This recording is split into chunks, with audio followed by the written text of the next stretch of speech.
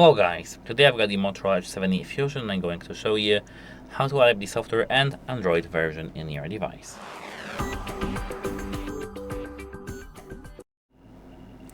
So at first we need to open this gear icon and now scroll all the way down, almost all the way down, because we need to find the System Updates tab over here. As you can see, we have here update status, but we can tap check for updates. As you can see, I've got no Wi-Fi. I have no idea why, because I have been connected to Wi-Fi for a long time.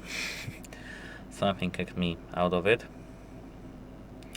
Let me connect to my Wi-Fi pack again, quickly.